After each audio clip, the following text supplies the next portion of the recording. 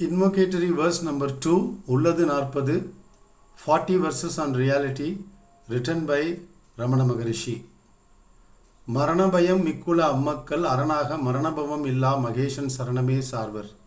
Tam Sarbodu Savutrar Savennam Sarvaro Savadavar. Here he is talking about fear of death.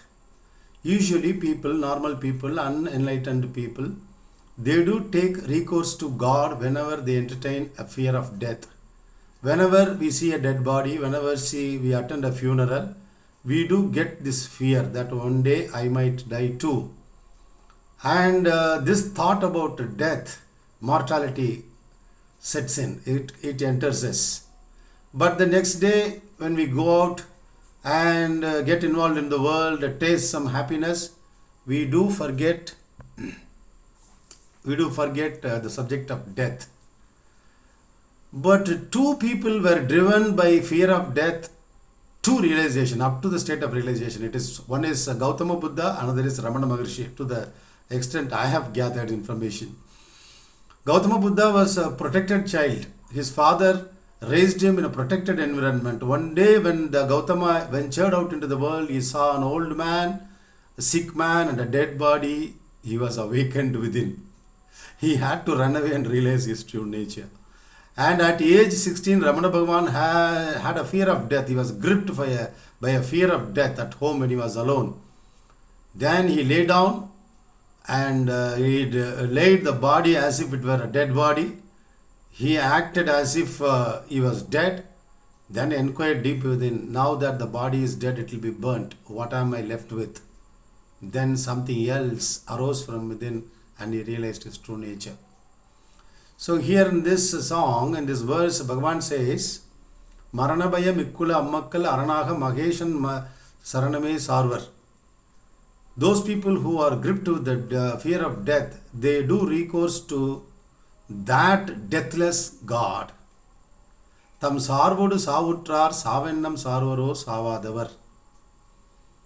Once you realize your true nature, you will not only do away with your attachment to the body, but also fear of death. Both attachment to matter, body, world, universe, and fear of death, everything will go at one go. It is only when we realize our true nature. Till then, it is all mental play, mental drama only, assumptions, presumptions, prayers, and so on. Death is a reality with all human beings. It is not something new. My parents passed away, and like grandparents passed away, and VIPs do pass away, political leaders pass away, kings die, paupers die. Vivekananda said, nobody is spared from the phenomenon of death. But of course, while living, we don't have to think about death all the time. But intelligent people do give a thought, oh, what is this phenomenon of being born, living, aging, dying? This is a game of mortality after all. Are we just this body? On the death of the body, is it all over, or are we reborn? Have I existed before? Sri Krishna tells Arjuna that he taught this Advaita Jnana to Ikshvaku, the sun god, and the sun god. And Arjuna asks, oh Krishna, come on, you are just living with me now. Now you are saying you taught somebody who was born 1,000 years ago. And Krishna says, we have had several births, Arjuna, you do not know, but I know. So Jnanis do know all their previous births. So for those people who are still locked in their intellectual thinking, they might reject this birth-rebirth phenomenon. But there are Jnanis, Rishis, for them it is an obvious reality.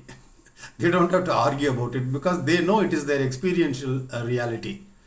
So spirituality is all about knowing our true nature as immortal Atma, Brahman, Satchitanandam, existence, consciousness, bliss, that bodiless, limitless, formless, thing called Atma, which pervades the entire universe, yet it remains untouched by the entire universe.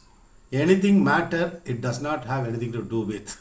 That is what you are, that is what I am. That is what spirituality is saying. Tattvamasi, one only exists. It appears as God, world, and the individual being. Till we realize our true nature, we will have this fear of death. And until and unless it becomes an experiential reality that we are Atman, till then it is mental game. So let us not be locked in the eternal mental game. If we realize, do not realize our true nature, we will be born again. The attachment to the body has to go. Sri Ramana Bhagavan says, Nirprapanjate Nilai. He says, be established in a state where there is no universe at all. Yes, to a jnani, only jnanam prevails. Jnanam is a state where there is no experience of even an atom in the universe, leave alone the big body, not even at an atom. You just are as existence, consciousness, bliss, as pure awareness, uncontaminated by matter at all. So realization is not an option because we use the word I. When we use the word I, we refer it, we mean it to signify this body. It signifies the body only in our experience whenever we say I. So that is a roof. The I thought is the roof. I am the body remains the ceiling. So all our thought process has to touch this ceiling and come back. But for a jnani, he does vicharam, enquiry. Who am I? Am I this body? Am I this I thought? Then he drills into this roof, ceiling. Am I this body? The moment we inquire, we start drilling into it. The moment we drill into it, we experience ourselves as limitless existence, consciousness, bliss. This is the psychological trap that nature has set. That for a normal human being, unenlightened human being, the I thought remains the ceiling beyond which one does not go unless one studies this Advaita Vedanta, unless one practices self-enquiry. Who am I? Am I this body? Who is saying that? This I thought is saying that. Which is the birthplace of that I thought? A is appearing as B. That limitless Atma is appearing as this limited body, as I thought. So, A is appearing as B. If you trace the source of this B, I thought, then it will go and merge in A, which is Atma. As simple as that. Simple does not mean easy. It does take some work. In my experience, that is what I am realizing.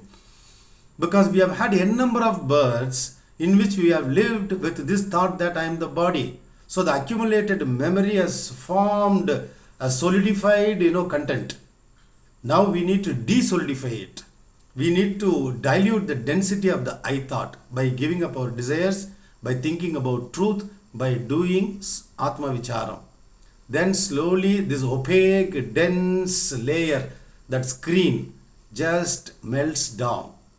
And when the ego is completely melted, it merges with the source, which is Atma, Brahman, Suddha Chaitanyam, pure consciousness, existence, consciousness, bliss, call whatever you want to.